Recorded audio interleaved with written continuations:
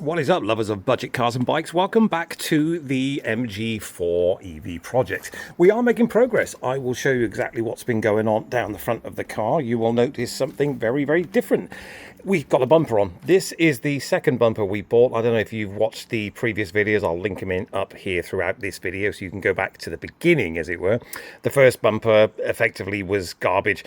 This is the second bumper. It's turned up. It's got the bottom lip attached to it already, which saved me a little bit of money, because if you just buy the shell, as it were, they're about 200 quid. That's another 150 quid. This came all together for 180 quid, which I think is very, very good value.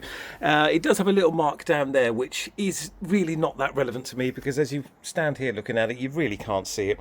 And once we get some kind of bumper gel back on there, once we've got it kind of painted, because obviously this is going to have to be painted, you can see there it's got a bit of a scuff at the front. I'm not quite sure what's happened there, but that is pretty much most of the damage done. There is just on that tiny little edge there. I'm not sure what my paint guy is going to do, because he's, as you can see, we've got the headlight in as well, by the way, and you can see where the damage is. That little bit there needs to be pushed back in ever so slightly. Just, it's got a kink just there, and obviously that bit we knew about before. He's going to fix all this apparently, which if he can, great stuff. I did offer to buy another wing, but he said nope, that's not a problem, we can fix that. And there is the little bit of chunk that's missing out of this passenger side headlight here, which is such a shame. I mean, if you just look at the car like that, you can't really see it, so I'm not going to let it worry me too much. The good thing, of course, is we've got this kind of reference here to be able to fix that side over there. The lower lug, which I fixed, is seemingly holding, so that's fine. Everything is, you know, this light here doesn't seem to be going anywhere. It's solid as a rock, and it works, so that's a bonus. You may wonder why the engine kind of cover is missing, or the front cover, as it were, and the fuse box. I've got a big problem, guys, and I really, really hope you lot can try to help me with this, because I've got no power steering. I've got an EPS warning light on the dash, and I just cannot clear it. I cannot work out what's going on. These are the fuses, or this is one of the fuses here, I think. Well, I know that's got power going to it. These have all got power going to them as well. I won't show you, I've already tested them. There's the power steering motor. It's actually attached to the steering rack. Everything seems fine there. There's the earth lead up there. That's connected as it should be. Everything's tight. Nothing's moved. Looking at those alignment marks there that they put in, everything seems to be fine. And the damage was just the strut tower over here. So it wouldn't have hit unless something's happened with that tie rod end in there. I don't understand what could possibly have happened. And that would be more mechanical, surely, not kind of software related. And what I'm getting, I mean, we'll get in the car in a minute and I'll show you, we're getting an EPS flashing red light. Generally speaking, if there's a bit of an issue, it'll be a yellow light or a yellow flashing light, which you can reset by turning, you know, can recalibrate the steering, as it were. I've tried all that. I've tried locking it to the left for 5 minutes, 5 seconds even, and to the right for 5 seconds, recentering it, and then getting out, locking the car, restarting the car as best you can with an electric car. Nothing seems to work. I've got two solutions I'm going to go for. We did clear the codes. I got my friend to come round. He cleared all the codes, and all that was left, basically, once the radar was plugged back in, all that was left was the lane assist, which will probably go once we get onto a lane, and the EPS. Now, I took all the battery leads off, basically. I just whipped all the battery leads off here, left it for 24 hours, got in the car, restarted it. Now we've got a shitload of errors again because of low voltage, I'm assuming. We're going to get in today. I'm going to use the X-Tool compass to clear all those codes again, see if we can get, now the radar's back on, see if we can get some kind into the modules, as it were, for the EPS. Otherwise, we've only got two other solutions. I'm going to have to call the RAC out, ask them to have a look at it, you know, and just explain that I've taken the bumper off to have a look at the radar. You know, I won't tell them it's been crashed. I'll just get them to come out. I mean, I've given them enough money over the last 5 years. And absolute worst case scenario is I will ask them to take it to Vosper's in Plymouth, because it's non-drivable, and ask them to diagnose it there, which isn't going to be cheap, as you can imagine. There is another option, of course. I could download a free program, pay a subscription fee, get the VNCI module that lets me plug it into my laptop, try to do it that way. But I'm thinking, well, that's going to be 150 odd quid. They will probably diagnose it for around about 150 odd quid and hopefully just reset something. So I'm thinking, why would I want to put myself through that ball ache of trying to work out how to use a new computer system to fix this problem when I can just get Vospers in Plymouth to do it for me, and they can do any updates that might need doing as well. So that's where we are here. This is the big problem. If you guys have got any ideas at all, suggestions that I haven't covered, I haven't done, and you think might help, please put that in the comments section. I'd be really interested to see those. But we're making progress. It's starting to look like a car again. I obviously haven't clipped these in because I don't want to break any of these trying to pull them back out again. It's just held in with 4 bolts at the moment, which reminds me I must move these bolts. But as I said, it's starting to look like a car again, which is nice. And I think once the bumper's clipped in, and we've got the little towing eye in, and I've got the new little kind of plastic brackets that fit in there as well, and we polished up that bumper, closed the bonnet, it's going to look fabulous because there's no other marks on the car, which is bloody wonderful. But as I said, a huge ball ache when it comes to trying to work out why I can't drive the bloody thing. There is another solution as well, which I might try before calling the RAC, and that is I might just get a 1-hour insurance policy on it, which you can do for about 15 quid. And I will take it down the A38, get it up to like 40, 50, 60 miles an hour for, you know, a kilometre, as it were. See if that resets things, because it could just be that the ABS sensors need to turn at a certain speed for a certain amount of time, and then it'll go, oh, that's perfectly fine. Yes, okay, here, have your power steering back. Again, any kind of comments would be really appreciated. Any advice, any thoughts on that, drop it in the comment section below. We're going to get in now. I will basically hook up the X-Tool compass. If you haven't seen the review we've done of that, I'll stick it in up here. Really good scanner that is. A couple of grand literally, but not actually out in the UK yet, so I can't get any advice from that. We're going to hook it up and we will go through all of the errors. I'll show those to you as we do it, and we will try to get into the EPS, and we'll do it live. You can see exactly what I'm doing, and we'll see if we can do it. I will probably come up with some trouble codes. Again, if it does come up that way, as I assume it will do, you guys can then comment in the comment section what you think I should do next. Right, so enough of staring at this non-engine bay. Let's get in the car and do some scans. Okay, so we are in the MG4. And it is binging and bonging and all about all sorts of faults that are coming up here.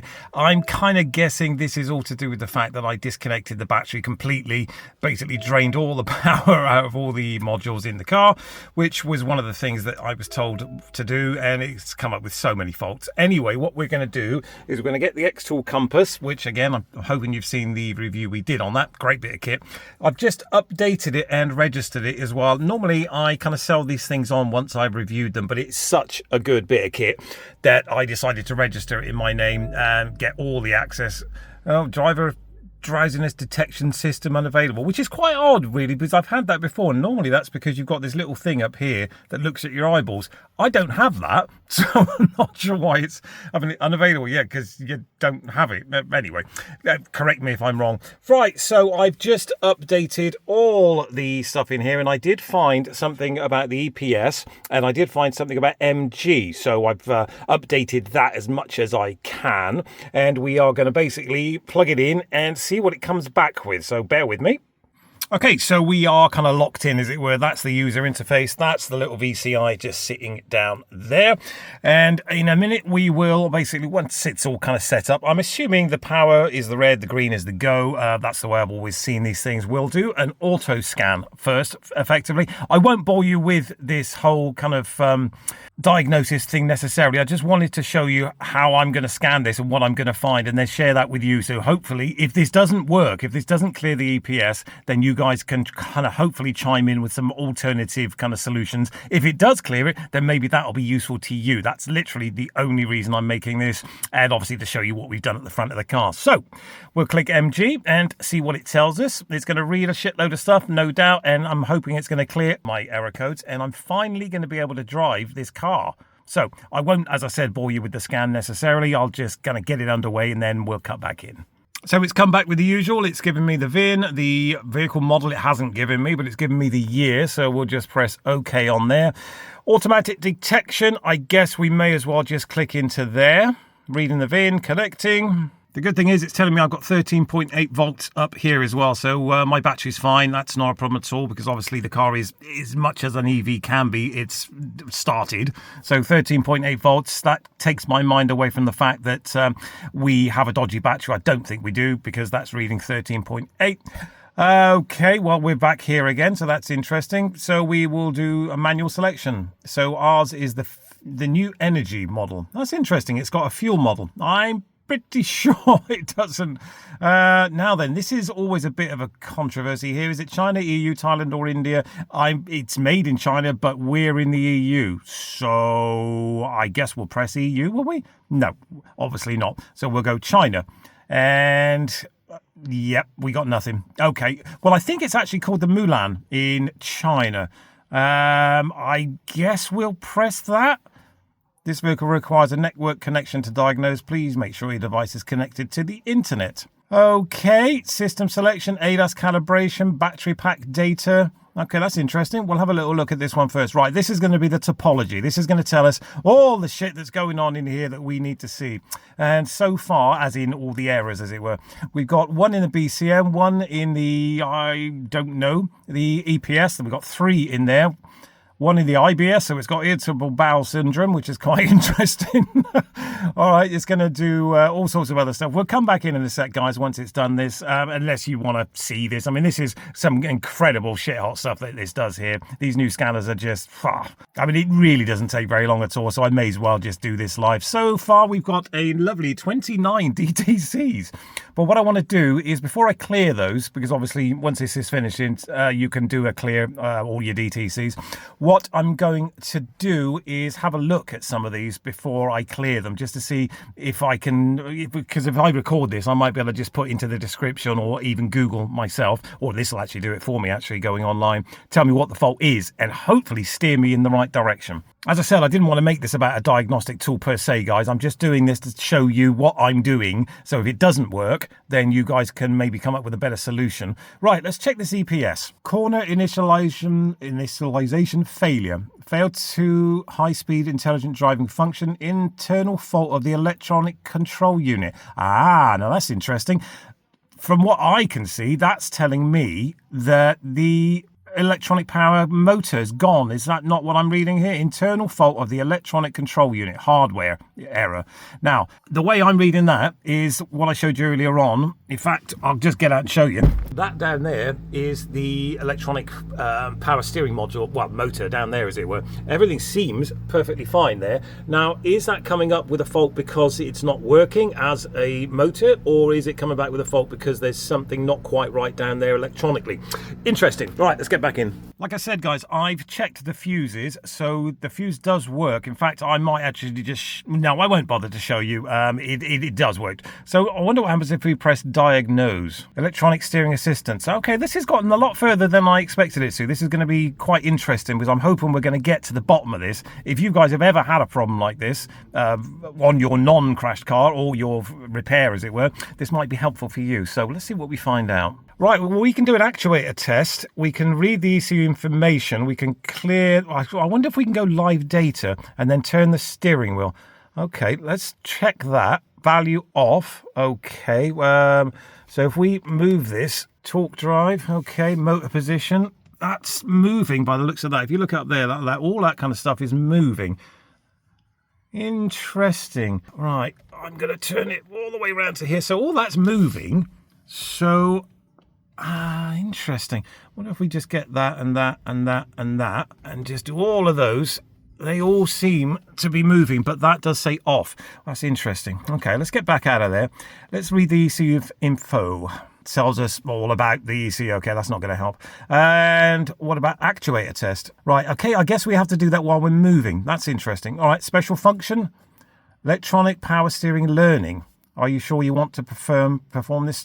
We got no option, have we? Gear position in P. It is, as you can see down there. Keep the steering wheel in the center position, start the vehicle and wait for 5 seconds. Right, well, we don't start per se, we just basically tell it it's ready. We're going to do that for 5 seconds. And we'll press OK, in progress. End protection value erasing. I guess so, yes, why not? Perform electronic power steering learning, corner D0. Okay, what does that mean? Function execution failed. Why? Okay. Right. Okay. Well, I tell you what we'll do then. We'll read the DTC. Corner initialization failure. Internal fault with the control unit hardware error. Okay. Well, what we will try to do then is clear the DTCs and see what that does. Clear DTCs. Now then, read DTCs. It's still there. Okay, right. I've got a better idea, I have to say, but I would appreciate your guys kind of just piping in if you could. We're going to go online, see what this kind of tells us here. No, I don't want to do any of that. Thank you very much. Reject all. Thank you very much. Internal hardware fail electronic. The electronic control unit, which can be caused by problems with the unit's internal circuit board, power supply. Or see, it could be a power supply, couldn't it? Okay. I'm going to read through this, and then we'll close out the video, and I'll basically tell you what I've managed to find. Okay, guys, well, I haven't actually gotten any further, if I'm honest. I closed the bonnet because I remember when the car first got here, it wouldn't even drive with the bonnet open, so I closed all that. It won't let me do the special function relearning of the EPS because it's saying there's no power. Now, that I don't know whether that's a problem internally with the motor or if there's no power to the motor. So I'm going to have to get my circuit tester out, pull off all those plugs that are on the motor and see if there's power going to them, I guess. Oh, what a ball ache. All right, well, it hasn't worked out quite as I expected or hoped. I'm going to probably go down the route of calling the RAC and seeing if they can help. And we'll catch up with this in the next video, guys. Again, if you've got any suggestions with this, please put that in the comment section. Send me a PM via my Instagram or Facebook or whatever. The email address is there in the description as well. And hopefully we'll get to the bottom of this and get this bloody car running. All right, guys, from Budget Cars and Bikes, that has been the trying to explain to you why I am not getting much further with this car because of the electronic power steering module problems. Okay, I hope you enjoyed it. Don't forget to subscribe, find out exactly what happens here. If you've got any info, as I said, pop that in the comment section. Really much appreciated. Give this video a like, a share, and a thumbs up. All the usual stuff, guys. We'll catch up in a couple of weeks, hopefully with some better news. Thanks for watching, guys. I hope it helped a little bit.